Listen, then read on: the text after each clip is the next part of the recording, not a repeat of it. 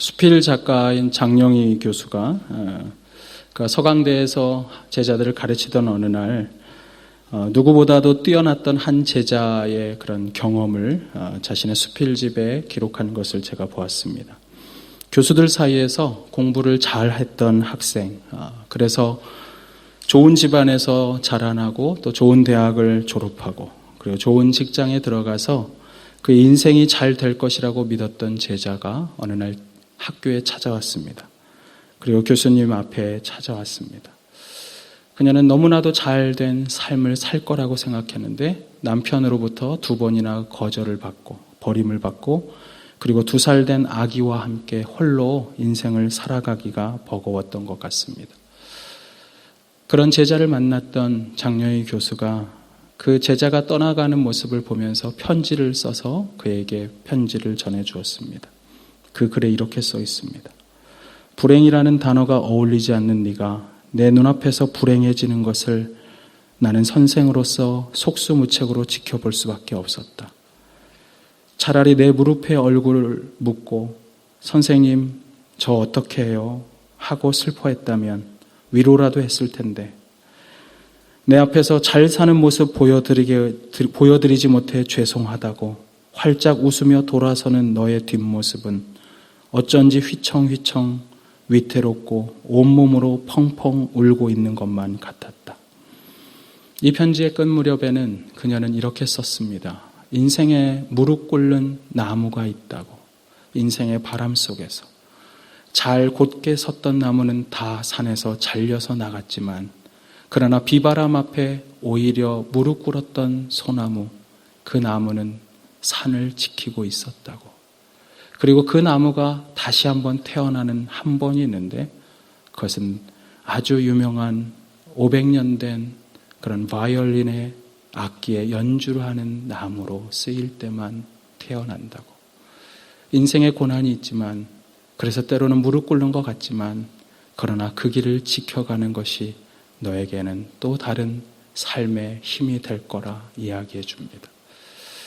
우리가 인생을 살다 보면 우리는 실패 앞에 때로는 내 그 엄청난 실패가 내 스스로 정직하게 받아들이기 어려울 만큼 그렇게 크게 다가올 때가 있습니다. 실패했다고 말할 수도 없고 실패를 나 스스로도 인정할 수 없을 만큼 그래서 내 스스로도 이 아픔을, 이 상처를 끌어안고 살아가기가 버거워서 그것을 직면하기 두려울 때가 있습니다. 최선을 다했지만 다시 시험을 치러야 했던 자녀를 가지고 있는 부모님. 힘겹게 노력하고 애를 썼지만 아무리 노력했어도 아무런 진전이 없는 결혼 생활. 인생의 바다에서 밤이 새도록 일을 했지만 허망하게 실패를 들어올렸던 제자들처럼 뉴질랜드에 와서 최선을 다해 산다고 살았지만 그러나 아무것도 없는 나를 보며 때로는 실패한 것은 아닌가 그렇게 내 자신을 허무하게 바라볼 때가 있습니다. 만약 그 실패의 자리가 오늘 내 인생의 자리라면 우리는 오늘 베드로와 그의 친구들이 있었던 게네사렛 호숫가로 나아가야 합니다. 게네사렛 호숫가에는 베드로와 그의 세 친구가 밤이 새도록 수고했지만 아무것도 걷어올리지 못했던 실패의 바다가 있었습니다. 게네사렛 그 도시는 물고기로 유명한 도시였습니다. 절인 생선을 수출해서 어업이 성장했던 도시였습니다. 아마도 그곳에 있었던 베드로와 그의 친구들은 성장한 도시만큼이나 좋은 그물을 가지고 있었고 그리고 좋은 배를 가지고 물고기를 낚고 있었을 것입니다.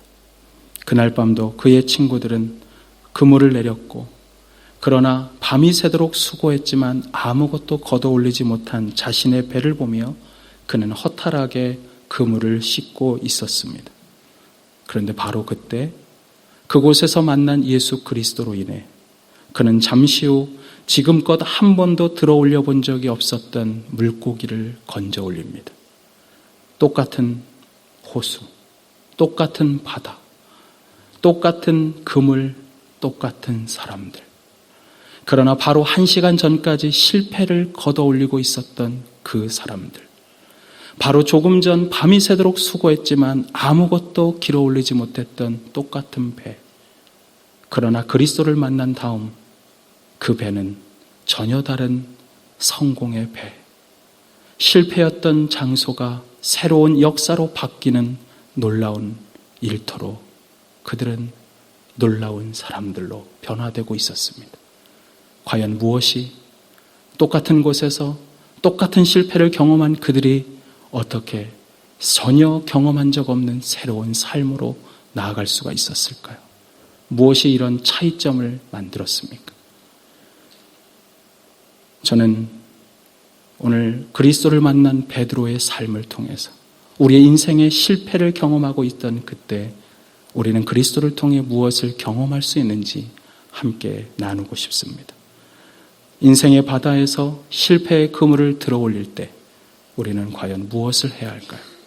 첫 번째로 실패한 그 현장에 예수 그리스도를 초청하십시오. 내가 오늘 실패했다고 느끼는 그 자리에 그리스도를 초대하라는 말입니다.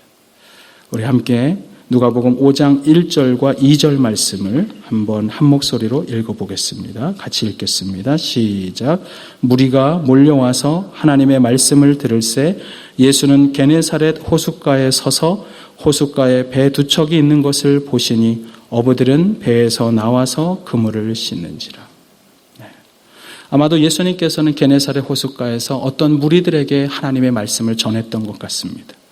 그렇게 전하고 있었던 그때, 그 아침에, 그날이 밤새도록 수고했지만 허탕을 쳤던 베드로와 그의 친구들은 마지막 배를 정리하고 그물을 씻고 있는 자리였습니다. 이제는 집으로 돌아가기를 원했습니다. 어떤 성경학자는 이렇게 말했습니다. 그날 그물을 씻고 있었던 베드로의 손길은 지난 밤새도록 수고한 그 손길에 지침으로 가득 차 있었을 것이다. 그러나 온 밤을 지새웠지만 아무것도 들어올리지 못한 자신의 배를 보며 그는 짜증스럽게 자신의 그물을 씻고 있었을 것이다. 중요한 것은 이것입니다. 내가 실패하고 있었던 그날, 내가 짜증스러워하고 있었던 인생의 걸음을 걷고 있는 그날, 예수께서는 그것을 보고 있었다는 사실입니다. 잠시 후에 3절에 보면 예수님께서는 이렇게 기록합니다. 예수께서 한 배에 오르시니 주님이 그것을 아시고 그 배에 찾아왔습니다. 그런데 그 배가 뭐라 그럽니까? 그 배는 시몬의 배라. 시몬의 배였습니다. 예수님이 시몬 베드로의 배에 올라섰습니다. 그리고 이렇게 하십니다. 어떻게 하세요? 육지에서 조금 떼기를 청하고 앉으사 배에서 무리를 가르치시더니 무리는 그 바닷가에 쭉 있었을 거예요. 그리고 예수님만 그 배에 올라서서 조금 떨어진 상태에서 바다에서 육지를 바라보며 설교하고 말씀을 나누었다는 이야기입니다. 그 배를 떼기 전까지 2절과 3절 사이에 저는 예수님이 베드로에게 그냥 배에 올라가서 막무가내로 그렇게 하지 않았다고 생각해요. 거기에 이런 일이 있었을 거예요. 베드로에게 와서 금을 씻고 있는 베드로와 그 친구들을 보면서 베드로야, 내가 네 배에 올라가도 괜찮겠니? 내가 하나님의 말씀을 전하려고 하는데 그 배를 좀 써도 괜찮겠니? 그렇게 물어봤을 것입니다. 사랑하는 여러분, 예수님께서는 동일하게 우리의 인생에 찾아와서 우리에게 질문을 하십니다. 내가 너의 실패한 가정에 잠시 들어가도 괜찮겠니? 내가 너의 실패한 인간관계에, 너의 실패한 일터에 내가 가서 그 일터를 사용해도 괜찮겠니? 사랑하는 여러분, 그때 우리는 주님을 초청해야 합니다. 내가 실패하고 있을 때 주님을 오히려 환영하십시오. 인생을 살다 보면 교회에 와서까지도 거짓말을 하는 사람들이 있습니다. 하나님 앞에서까지 자신의 진정한 모습을 감추고 거짓된 모습으로 주님 앞에 나오려는 사람들이 있어요. 그때 주님 물어보십니다. 너 괜찮아? 내가 너에게 들어가도 괜찮을까? 저는 여러분들이 그리스도 앞에 솔직하게 자신의 마음을 열고 그분 앞에 솔직한 여러분의 마음을 드러낼 수 있었으면 좋겠습니다. 그리고 그분을 초대하십시오. 주님을 내 오늘 실패한 자리라도 괜찮습니다. 그곳에 부르십시오. 여러분들 늘 잘된 모습만 보이려고 그러지 마세요. 주님 앞에 나와서 여러분의 어려운 것을 드러내셔도 괜찮습니다. 중요한 것은 그렇게 드러내는 그 순간 주님이 그곳에 함께 한다는 것입니다. 여러분, 인도에 가면 아주 유명한 그런 관광지가 있습니다. 인도에 가면 꼭 들리는 데가 있어요. 타지마할이라는 무덤입니다. 이 타지마할은 무굴 제국의 황제였던 샤자한이라는 사람이 자신의 와이프를 기념하기 위해서 세운 무덤입니다. 이 무덤의 그 배경 이야기를 제가 맥스 루케이도 목사님이 쓰신 천국에서의 갈채라는 책에서 읽었습니다. 타지마할이라는 것이 뭄타즈마할이라는 자신의 아내를 기념하기 위한 것인데 직접 무덤을 짓기로 작정했습니다. 그는 넓은 대지를 마련하고 그곳에 자신의 사랑하는 아내의 관을 갖다 놓았습니다. 그리고 멀리 티벳에서부터 가까운 터키 그리고 레바논에 있는 각종 진귀한 보석들을 그는 모아서 수집했습니다. 그리고 시간이 지나면서 그는 사랑하는 아내를 떠나보낸 슬픔 가운데서 이 건축을 시작했는데 건축을 하면 할수록 아내를 떠나보냈던 그 슬픔이 건축의 열정으로 바뀌는 것을 경험합니다. 그리고 무덤이 건축이 되면 될수록 그는 건축물에 매진하면서 그곳에 집중하던 어느 날 아내가 죽었다는 사실을 서서히 잊기 시작합니다. 그는 더 이상 슬퍼하지 않았습니다. 어느덧 그의 뇌리 속에서 아내의 죽음은 그 현실은 사라졌습니다. 어느 날 그가 공사를 계속해서 하고 있었어요. 이 공사를 몇 년 했냐? 여러분 타지마할에 가보시면 엄청나거든요. 22년 동안 짓는 무덤이었습니다. 그가 이 건축을 하던 어느 날 그 새벽에 부지를 걷다가 한 상자에 걸려서 넘어집니다. 넘어져서 일어나면서 다리를 쩔뚝거리다가 그가 먼지를 털어버리고는 그 걸려 넘어진 상자를 사람들을 통해서 내다 버리게 했습니다. 그리고 22년 뒤에 이 뭄타즈 마을의 그 타지마할이 완성된 그날 그는 성대하게 건축물에 그 아내를 위한 무덤에 헌상하는 그런 시간을 가졌습니다. 그토록 아내를 기념하고 있던 그 샤자한은 그러나 자신이 그토록 사랑했던 아내를 그의 관을 자기 손으로 직접 내다 버리게 했다는 사실을 그는 모르고 있었다는 사실입니다. 자기가 걸려 넘어진 상자가 아내의 무덤이야 그 관이었습니다. 여러분, 과연 어떤 사람이 자신의 사원을 지으면서 그것을 짓는 이유를 잊어버릴 수가 있을까요? 과연 어떤 사람이 궁전을 지으면서 자신의 왕을 잊어버릴 수가 있을까요? 그러나 오늘날 수많은 그리스도인들은 그리스도를 예배하고 그리스도를 위해 헌신한다고 하지만 그러나 정작 그리스도를 위한 그 일에 그리스도와 상관없이 자신의 일을 할 때가 있습니다. 그러다 실패할 때 그때도 자신 혼자 살아가는 사람들. 아름다운 옷을 입고 오늘도 예배하지만 그러나 인생 가운데 그리스도를 전혀 초대하지 않고 홀로 인생을 살아가는 사람들이 있습니다. A.W. 토저는 이런 말을 했습니다. 그리스도인의 일꾼들이 겪는 최대의 비극은 하나님을 제쳐놓고 하나님의 일을 하는 것이다.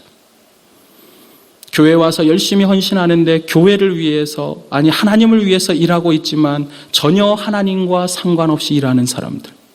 오늘 찬양을 하는데 나는 하나님을 제껴놓고 내 입으로 하나님을 찬양하고 있다면 그것은 진정한 찬양이 아니겠죠. 오늘 예배하고 있고 이 예배한 것처럼 내 인생에서 하나님을 높이기를 원한다고 말하면서 그리스도인들이 그리스도를 초대하지 않고 살아갈 때 예전에 이동호 목사님 이렇게 말하시더라고요. 교회 안에 무신론자가 있다. 집사님들 중에 있다. 집사라고 교회에서 열심히 섬긴다고 해놓고 주님과는 상관없이 혼자 열심히 섬기는 사람들. 여러분, 제가 때로는 목양을 하다 보면 저는 열심히 교회 일을 한다고 합니다. 근데 그거 아세요? 예수님 없이 저도 일을 할 수가 있더라고요. 여러분, 교회에서 열심히 섬기는데 최선을 다하는데 어느 날 지치죠. 대부분의 경우는 그리스도와 함께 일하지 않기 때문입니다. 목자를 하는데 목양을 하면서 왜 시험에 드나요? 목장원 때문이 아니에요. 그리스도 없는 내 마음, 그리스도 없이 목장을 이끌어가려는 내 마음은 있는 것은 아닌지. 저는 어느 날 열심히 섬겼는데 목사인 저도 주님 없이 혼자 일하고 있던 저를 본 적이 있어요. 그러면 외로워요. 그런데 그 사역이 안 돼. 더 외로워요. 여러분, 중요한 것은 이것입니다. 주님을 초대하십시오. 무엇을 하든 주님을 위해 하는 일이라면 그분과 상관이 있게 하십시오. 그리고 그냥 인생을 살아가던 그때라도 주님을 초대하십시오. 디도서 1장 16절에 보면 이런 말씀이 있습니다. 저희가 하나님을 시인하나 행위로는 하나님을 부인하는도다. 내 인생에서 주님과 상관없이 사는 사람들은 입으로는 예수님을 말하지만 행위로는 예수님을 부인하는 삶을 사는 것과 같습니다. 사랑하는 여러분, 오늘 베드로는 예수님을 자신의 배에 초대했습니다. 그리고 말씀 사역을 위해 기꺼이 쓰도록 내놓았습니다. 비록 그곳이 자신의 실패한 배였지만, 아직도 실패한 피로감에 몰려 있었던 자신이지만, 그럼에도 주님 앞에 자신을 드리고 배를 드렸을 때 주님은 그것을 통해 말씀 사역을 위해 쓰시고 있었다는 사실입니다. 저는 여러분들이 실패한 것도 쓰시는 주님을 바라봤으면 좋겠어요. 내 인생이 오늘 실패했다고 여러분 주저앉지 마십시오. 그 순간 주님을 초대하면 주님은 실패한 내 인생의 그 하나하나를 가지고 하나님 나라의 사역의 디딤돌로 사용하신다는 사실입니다. 두 번째로, 우리가 인생에서 실패할 때 우리가 어떻게 해야 될까요? 두 번째로, 변화를 만드시는 분은 예수님이라는 사실을 기억해야 됩니다. 여러분, 예수님만이 이 실패를 바꿔서 새롭게 하실 수 있는 유일한 분이십니다. 우리 한번 따라해 볼까요? 변화와 성숙은 예수님의 특기입니다. 자, 옆 사람한테 얘기해 주세요. 변화와 성숙은 예수님의 특기입니다. 잊지 마세요. 가끔 그래요. 인간이 변하냐고. 저한테도 누가 그러더라고요. 목사님, 인간은 안 변해요. 우리의 힘으로는 안 변합니다. 그러나 주님을 만나면 주님의 특기는 인간을 바꾸는 것입니다. 그래서 그분은 바꾸실 수가 있어요. 자, 우리 한번 4절 말씀을 같이 한번 읽어볼까요? 4절 시작. 말씀을 마치시고 시몬에게 이르시되 깊은 데로 가서 그물을 내려 고기를 잡으라. 이 말씀이 우리가 그냥 볼 때는 잘 이해가 어렵지 않은 것 같이 들려지지만 사실은 베드로에게는 굉장히 이해할 수 없는 어려운 말입니다. 어쩌면 베드로에게는 화가 나는 일일지도 모릅니다. 밤이 새도록 헛수고했던 그 바다. 여러분, 사람은 자기가 실패하는데 또 가는 거 싫어합니다. 실패를 다시 확인하는 것만큼 싫어한 일이 없어요. 그런데 그곳에 다시 돌아가라고 명령했습니다. 그리고 무엇보다 이 주님이 지금 여기 보면 깊은 데로 가서 그물을 내리라. 이 말은 어부들의 상식에는 통하지 않는 말이에요. 어부들의 상식에 통하지 않는 말이에요. 뭐냐면 물고기는 원래 낮 시간에는 여러분 해가 비치면 수온이 올라가서 어디로 가 있어요? 물고기가 깊은 심해로 내려가 있어요. 깊은 바다로 내려가요. 그런데 지금 아침이 돼서 그리고 해가 뜨고 있고 그리고 이미 말씀까지 다 전했으니까 사람들이 모여있을 만큼 아침나절이 다 지났어요. 그런데 이제 와서 지금 바다가 뜨거워져 있어서 물고기는 분명히 바다 깊은 데 있을 텐데 그곳에 가자는 거예요. 여기서 깊은 데로 가라. 그물이 거기까지 안 닿으면 어쩌려고. 어부들의 그런 기본적인 상식 속에서는 그것은 실패가 뻔한 방법입니다. 그런데 주님은 실패가 뻔한 방법으로 실패의 바다에 지금 가자고 명령하는 것입니다. 놀라운 것은 이것입니다. 이렇게 비상식적인 것, 전문가라면 이해할 수 없는 그런 상식 밖의 이 이야기를 배타랑 어부였던 베드로가 들었다는 사실입니다. 그대로 순종했습니다. 그는 질문을 하지 않았어요. 그는 불평하지도 않았습니다. 여러분, 가끔 보면 신앙생활 할 때 주님한테 따지는 사람들이 있어요. 내 상식이랑 안 맞는다고. 목사님 그거 아닌 것 같아요. 목사님이라 하나님 그게 아닌 것 같아요. 분명히 하나님 말씀하셨는데 자기의 경험하고 다르다고 하나님 앞에 따지는 사람들. 오늘 베드로는 그러지 않았어요. 오히려 5절에 이렇게 이야기합니다. 우리 5절 말씀 한번 읽어볼까요? 시작. 시몬이 대답하여 이르되 선생님 우리들이 밤이 새도록 수고하였으되 잡은 것이 없지만은 말씀에 의지하여 내가 그물을 내리리이다 하고, 여기서 밤이 새도록 수고하였으되 잡은 것이 없지만은, 이게 불평하는 게 아니에요. 이것은 이것입니다.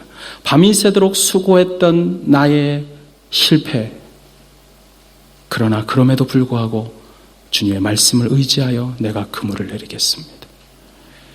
베드로는 자신의 수고보다 예수님의 그 말씀이 능력이라는 사실을 알고 있었습니다. 밤새도록 수고했고 그래도 실패했던 나, 내 방식으로 살아도 실패하는 나, 내 지식을 가지고 살아도 실패하는 나를 주님 앞에 인정하는 것입니다. 여러분, 이게 믿음이에요. 내 방식대로, 내 경험대로 삶을 살아서 지금까지 살아왔지만 그런데 실패하는 그 순간 주님 앞에 이렇게 말할 수 있어야 돼요. 하나님, 제 방식은 실패입니다. 저는 열심히 노력했지만 저는 실패했습니다. 여러분, 그들은 배탈한 고기잡이였어요. 밤새서 수고한 그때 밤이 새도록 그들은 끈질기게 물고기를 잡았던 인내의 사람들이었어요. 그러나 그 성실함도, 그들의 인내도, 그들의 지식도 인생의 바다에서 때로는 아무런 승리를 가져다 주지 못할 때가 있다는 사실입니다. 여러분, 삶을 살아보면 알아요. 삶을 살수록 내가 성실했다고 인생이 되는 게 아닌 걸 알아요.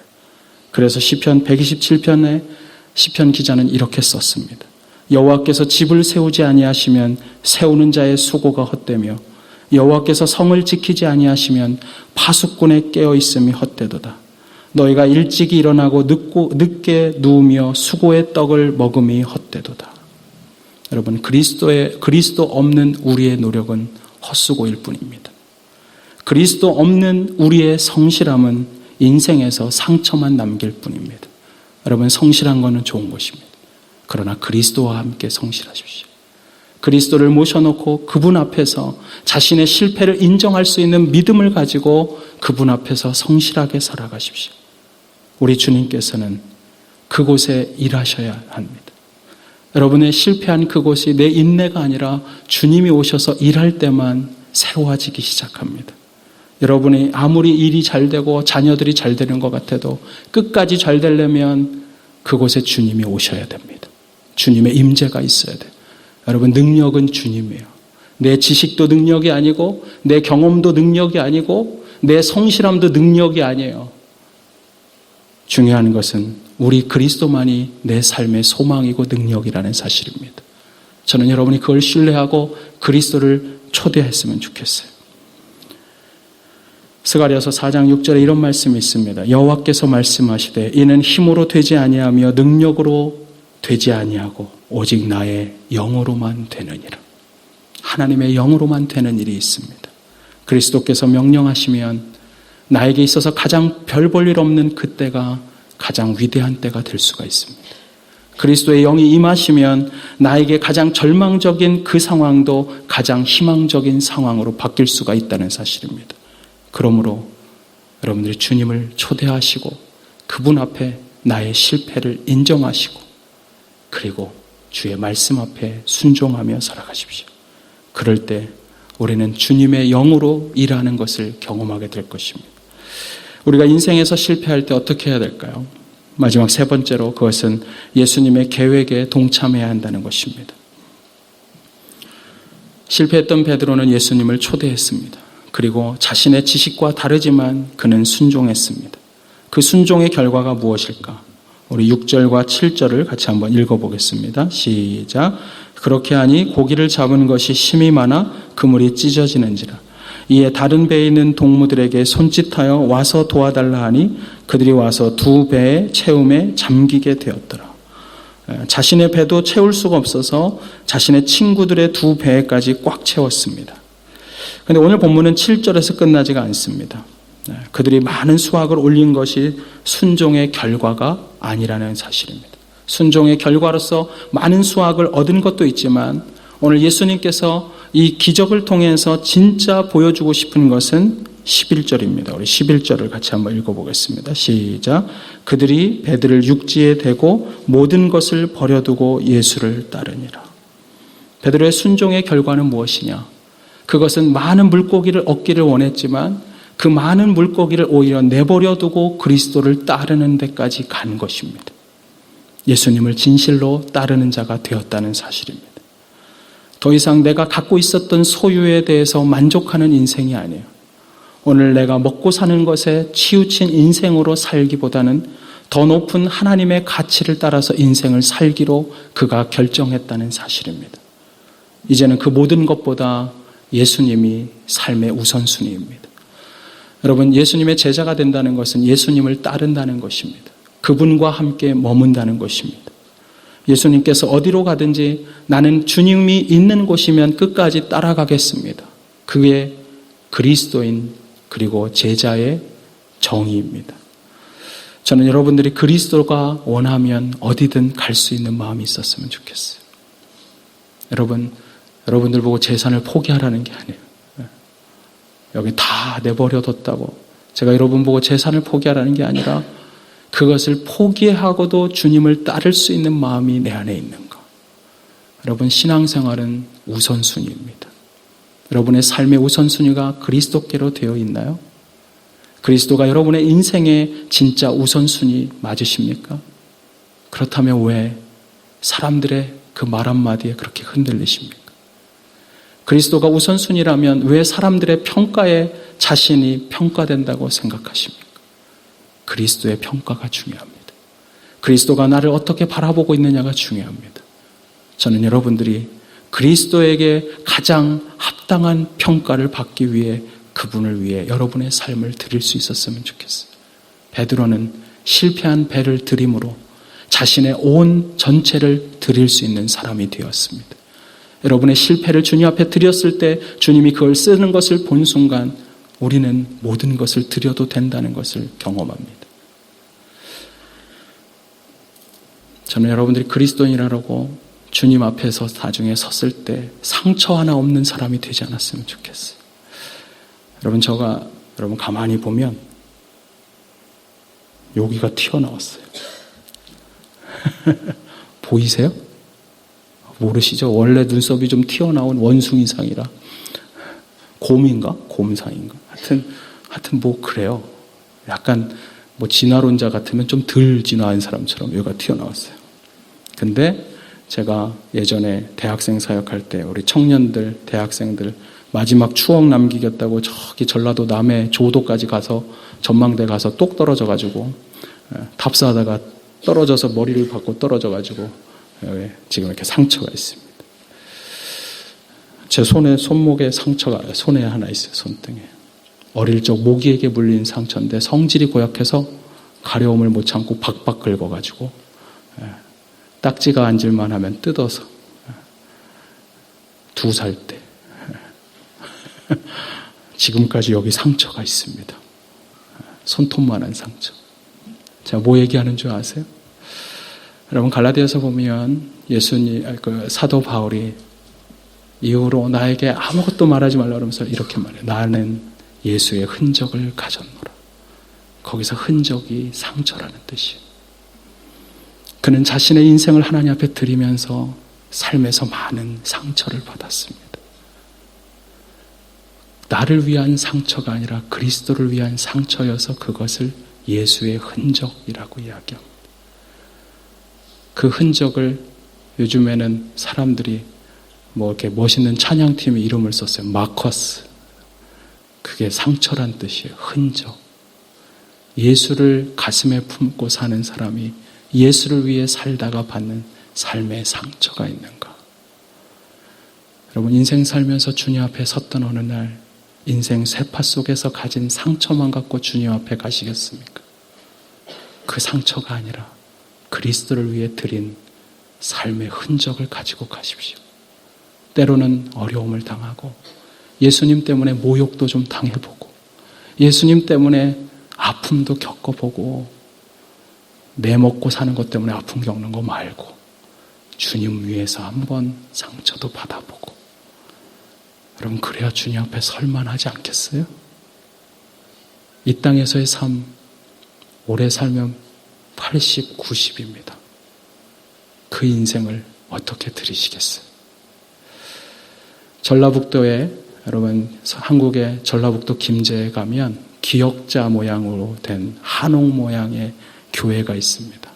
금산교회라고 있는데 이 교회는 기역자 모양 교회로 유명한 교회입니다. 교회가 기역자로 생겼어요. 기역. 니은자, 기역자. PPT. 네.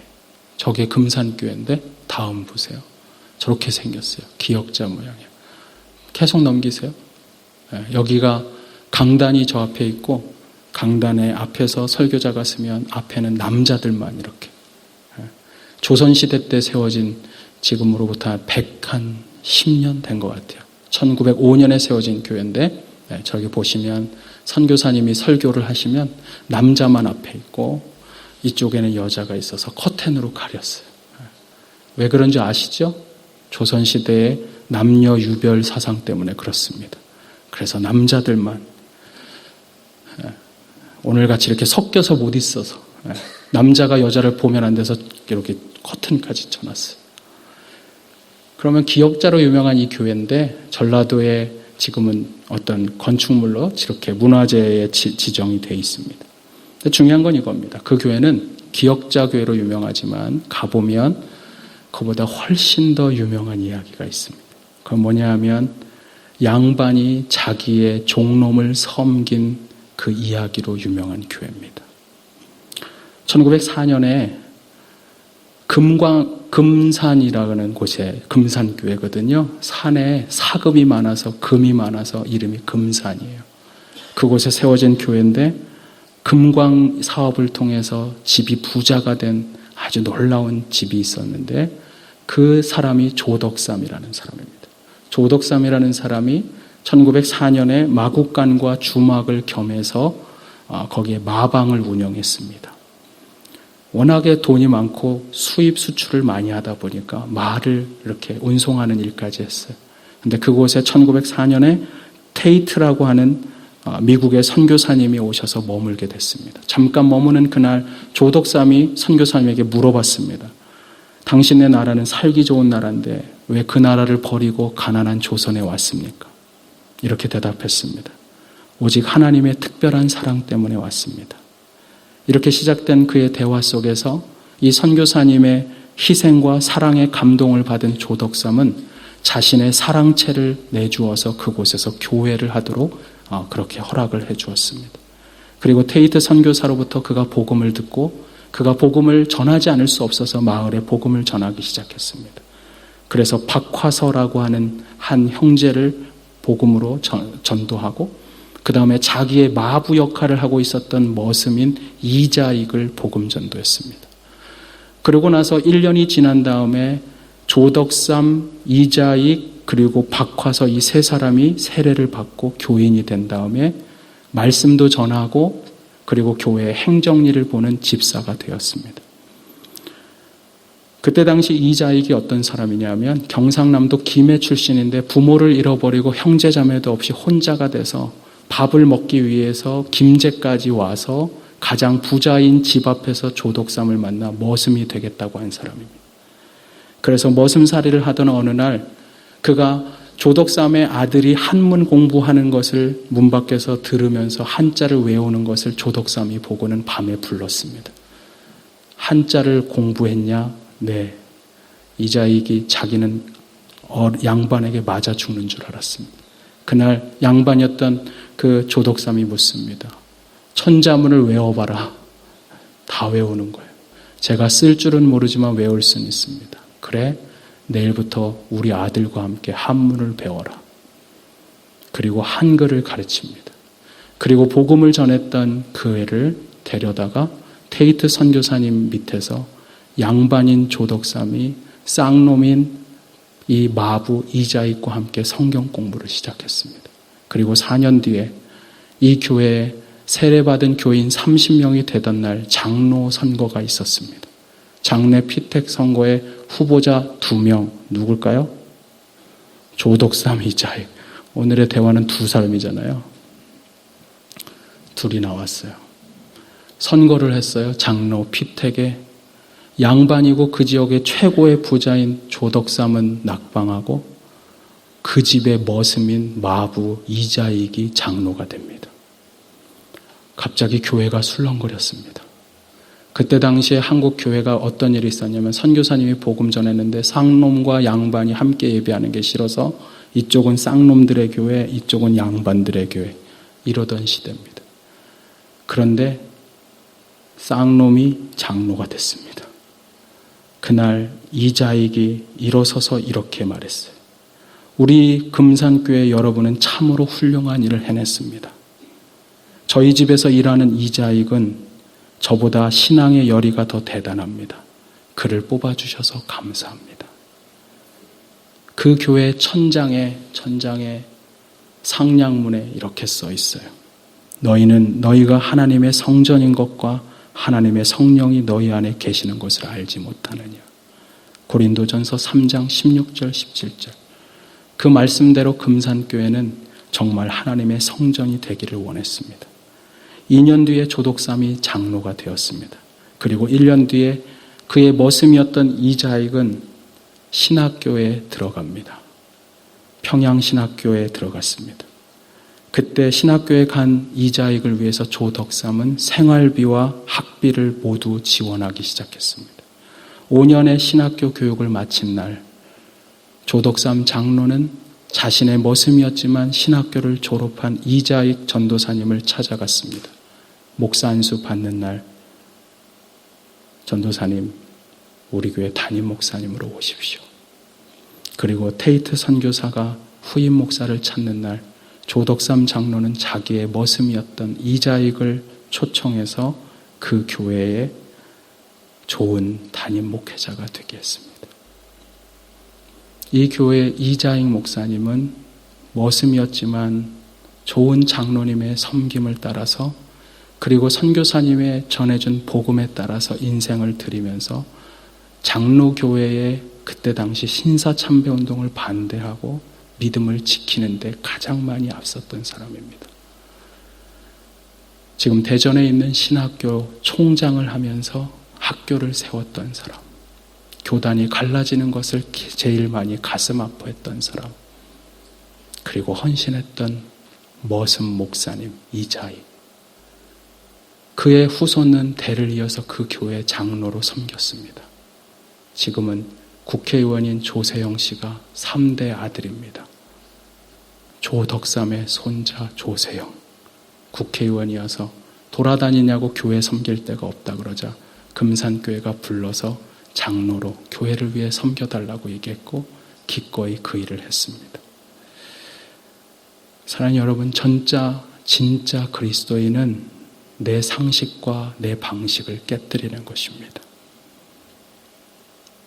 저는 우리 교회에 계신 모두가 이 마음으로 그리스도를 따랐으면 좋겠습니다. 우리 함께 기도하겠습니다.